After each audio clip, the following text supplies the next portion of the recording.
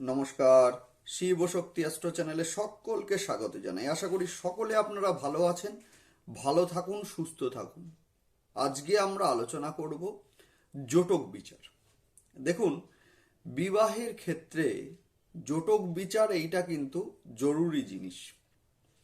সাধারণত বিবাহের পরে অশান্তি বা যাবতীয় সমস্যা এটাই কিন্তু জটক বিচার না করানোর জন্য হয় বা জন্মছকে যে কোনো সমস্যার জন্য হয়ে থাকে। সেই কারণেই আজকের ভিডিওটা জটক বিচার, অর্থাৎ বিবাহের পূর্বে কোন কোন জিনিসগুলো দেখা উচিত আমাদের, মূলত পাত্রপাত্রীর কোন জিনিসগুলো জন্মছকে আমরা অবশ্যই দেখব।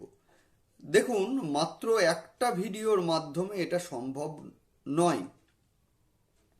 সেই কারণে আমরা 2 থেকে 3টে পর্বের মধ্যে সম্পূর্ণ জটক বিচারটা সারব।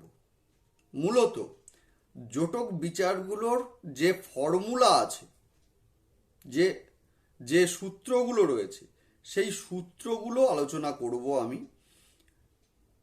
অবশ্যই আপনারা দেখে নেবেন। শুধু তাই নয়, এই জন্য কোনো অ্যাস্ট্রোলজারের কাছে যাওয়ারও আপনাদের দরকার পড়বে না, যদি আপনারা ভিডিওটা ভালোভাবে দেখেন, বুঝে নেন। বর্তমানে তো বাজার চলতি বহু অ্যাপস আছে, অ্যাস্ট্রোসেন্স থেকে শুরু করে বহু অ্যাপস আছে। সেই অ্যাপসগুলো ডাউনলোড করে নিয়ে দুজনার জন্ম ছক, অর্থাৎ ডেট অফ বার্থ, সময় এবং স্থান, জন্মস্থান দিয়ে সার্চ করে নেবেন। সেই সঙ্গে যে যে কথাগুলো বলছি আমি, সেই কথাগুলো একবার আপনারা জন্মছকে দেখে নিন, ভালো করে দেখে নিন, মিলিয়ে নিন। সেই জায়গাগুলো আপনারা দেখবেন যে আমার কথার সঙ্গে মিলছে কিনা। যদি দেখেন যে আমার কথার সঙ্গে মিলছে, সেই জায়গাগুলো আপনারা রেকটিফাই করবেন। যেভাবে আমি বলে দেবো ভিডিওতে, সেইভাবেই আপনারা করবেন। ভালো থাকবেন, সুস্থ থাকবেন, সুখী জীবন এইটা কিন্তু হবে। যাই হোক, মূলত 2 থেকে 3টে ভিডিওর মধ্যে আমি সম্পূর্ণ জটক বিচারটাকে করব। সেই কারণেই বলছি, অবশ্যই আপনারা চ্যানেলটিকে সাবস্ক্রাইব করে রাখবেন। সাবস্ক্রাইব করে রাখবেন এই জন্যেই কি, নেক্সট ভিডিওর নোটিফিকেশনগুলো আপনার কাছে যেন পৌঁছায়। যাই হোক, শুরু করছি আলোচনা। সেটা হচ্ছে জটক বিচারের শুরুতেই আমাদের দেখতে হবে যেটা, সেটা হচ্ছে যে পাত্র বা পাত্রী সে মাঙ্গলিক না মাঙ্গলিক নয়। মাঙ্গলিক না মাঙ্গলিক নয়, শুরুতেই আমাদের দেখে নিতে হবে এটা। অর্থাৎ পাত্র বা পাত্রীর ডেট অফ বার্থ, সময় এবং জন্মস্থান দিয়ে আমাদেরকে দেখে নিতে হবে যে পাত্র বা পাত্রী সে মাঙ্গলিক না মাঙ্গলিক নয়। এখন প্রশ্ন হচ্ছে, কিভাবে আপনারা বুঝবেন যে মাঙ্গলিক না মাঙ্গলিক নয়?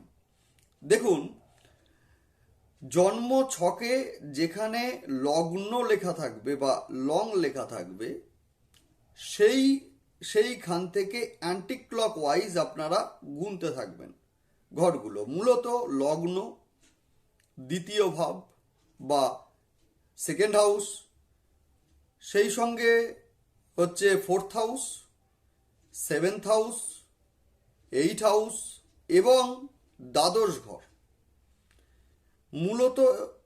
মূলত দেখবেন যে এই যে ঘরগুলো বললাম, অর্থাৎ 1, 2, সেই সঙ্গে 4, 7, 8 এবং 12 নম্বর ঘর, এই ঘরগুলোতে মঙ্গল আছে কিনা। যদি মঙ্গলদেব এই ঘরগুলোতে থাকেন তাহলে অবশ্যই মাঙ্গলিক। এখন দেখতে হবে সেই মাঙ্গলিকটা মাঙ্গলিক দোষ না মাঙ্গলিক যোগ। অর্থাৎ দেখুন, বিভিন্ন জায়গায় মঙ্গল থাকলে সেক্ষেত্রে কিন্তু সমস্যা সৃষ্টি হয়। যেমন দ্বিতীয় স্থানে মঙ্গল থাকলে সাধারণত পাত্র বা পাত্রী যার সঙ্গে বিয়ে হচ্ছে মূলত ধরুন একজন পাত্রের বিয়ে হচ্ছে যার সেকেন্ড হাউসে রয়েছে মঙ্গল, সেই ক্ষেত্রে পাত্রীর হচ্ছে কি অষ্টম হাউস, বা কোনো একটি মেয়ের বিয়ে হচ্ছে যার সেকেন্ড হাউসে আছে মঙ্গল, অর্থাৎ কি হচ্ছে না পাত্রর 8 হাউস। সুতরাং তার ক্ষেত্রে অ্যাক্সিডেন্ট যোগ বা দুর্ঘটনা যোগ এটা কিন্তু থাকবেই। সুতরাং দেখে নিতে হবে যে মাঙ্গলিক দোষ হয়েছে কিনা।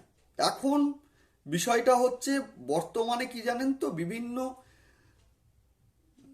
অ্যাস্ট্রোলজাররা, বিভিন্ন জ্যোতিষীরা বিভিন্ন ধরনের কথা বলেন।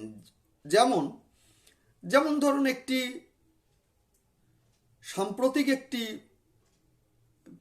বিষয় বলছি আপনাদেরকে, উদাহরণ বলছি।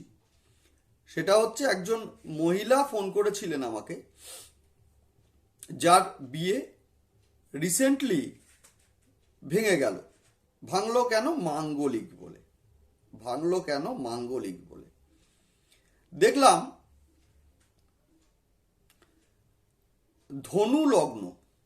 ধনু লগ্নের অষ্টম ঘর হচ্ছে কর্কট। সুতরাং সেইখানে মঙ্গল বসে, যেহেতু অষ্টমে মঙ্গল, সেই কারণে জ্যোতিষীরা বলেছেন যে মহিলা মাঙ্গলিক। দেখুন, এইটা সম্পূর্ণ ভুল ধারণা। মাঙ্গলিকের উপরে আমার ভিডিও কিন্তু আছে অলরেডি করা, আপনারা দেখে নিয়েন, একটু দয়া করে দেখে নিয়েন, ভুল ধারণা পোষণ করবেন না। মূলত কর্কট হচ্ছে মঙ্গলদেবের নিচস্থ ঘর।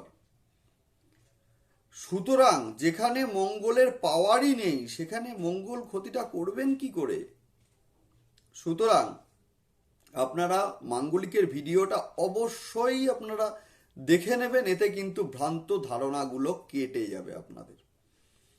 অযথা ভয় পাওয়ার কিচ্ছু নেই। মাঙ্গলিক দোষ মূলত কোথায় কোথায় হয় এবং কেন হয় সেগুলো অবশ্যই আপনাদের দেখে নিতে হবে। 1 নম্বর, সেই সঙ্গে বলবো, ডিটেলস আলোচনা করব, আপনারা দেখতে থাকুন, ভিডিওটি সম্পূর্ণ দেখতে থাকুন। বিবাহে কোনগুলো দেখবেন, কবে হবে বিবাহ, কোন সময় হবে, ডিটেলস আপনারা পেয়ে যাবেন। আপনারা পর্বগুলো দেখতে থাকুন। নেক্সট আলোচনা করব সেটা হচ্ছে যে অবশ্যই আমাদের দেখতে হবে, আমাদের বিবাহের বিলম্ব করাই হচ্ছে শনিদেব। সুতরাং শনিদেব কোন ঘরে আছেন, সে সপ্তমে আছেন কিনা, সপ্তমে থাকলে বয়সের ডিফারেন্স বা মেন্টাল একটা ডিস্টেন্স এইটা কিন্তু হয় দুজনার মধ্যে, এবং সেই সঙ্গে বিবাহের বিলম্বটাও কিন্তু হয়। সুতরাং এইটা একটু দেখে নেবেন। আরও একটা জিনিস হচ্ছে, সেটা হচ্ছে কাল সর্পদোষ আছে কি না। মূলত কাল সর্পদোষটা কি না, কাল সর্পদোষ হচ্ছে যে রাহু এবং সেই সঙ্গে কেতু অবস্থান করবে এবং তার মাঝে সমস্ত গ্রহগুলো অবস্থান করবে,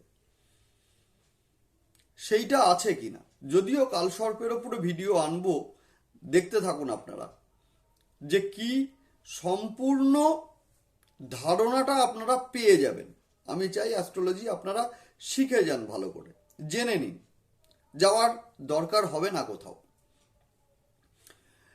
নেক্সট আলোচনা করব সেটা হচ্ছে মূলত আমাদের অবশ্যই দেখতে হবে যে পাত্রপাত্রীর কুষ্টিতে অশুভ শনি এবং রাহু একই রাশিতে বসে আছে কিনা। যদি বসে থাকে তাহলে কিন্তু তাদের দৃষ্টি কোথায় পড়েছে অবশ্যই দেখতে হবে। অর্থাৎ এটা কিন্তু ভীষণ ভীষণভাবে এফেক্ট করে।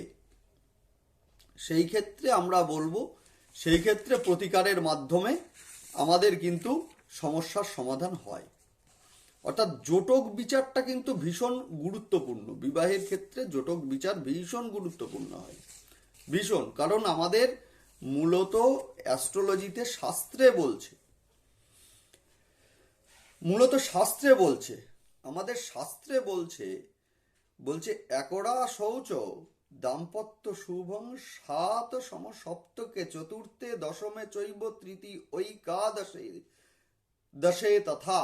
অর্থাৎ বলছে বর এবং কন্যা যদি একই রাশি হয়, অথবা সমসপ্তক হয়, অথবা চতুর্থ দশম এবং সেই সঙ্গে তৃতীয় একাদশ রাশি হয়, তাহলে সেই ক্ষেত্রে কিন্তু রাজজোটক হয়ে থাকে।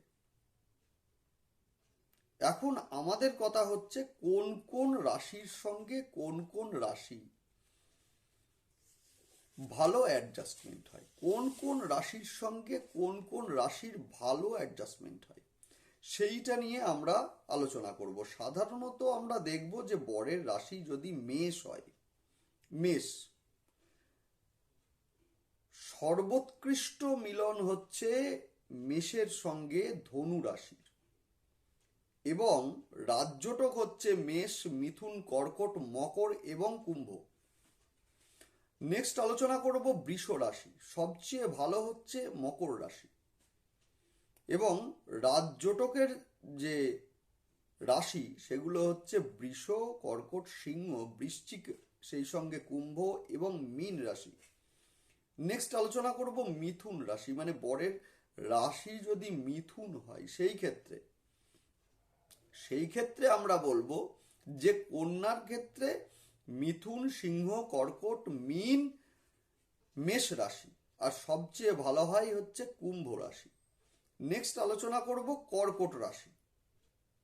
না, কর্কট রাশির ক্ষেত্রে মীন রাশি সবচেয়ে ভালো, এবং সেই সঙ্গে রাজজোটক, অর্থাৎ রাজজোটক যে রাশি সেটি হচ্ছে মূলত হচ্ছে কন্যা, কর্কট, সেই সঙ্গে তুলা, মকর, মেষ এবং বৃষ রাশি।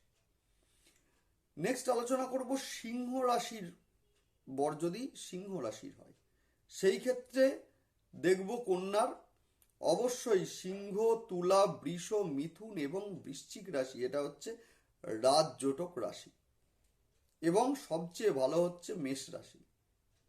আজকে এই পর্যন্তই। নেক্সট ভিডিওতে আবার আমি আসব অন্য সমস্ত রাশি নিয়ে, এবং সেই সঙ্গে আপনারা কি কি দেখবেন, এবং সেই সঙ্গে থাকছে যাদের বিবাহের ক্ষেত্রে কবে হবে, সময় আপনারা কিভাবে নির্বাচন করবেন বা কিভাবে দেখবেন। অবশ্যই আপনারা চ্যানেলটিকে সাবস্ক্রাইব করে রাখবেন। ভালো থাকুন, সুস্থ থাকুন। নমস্কার।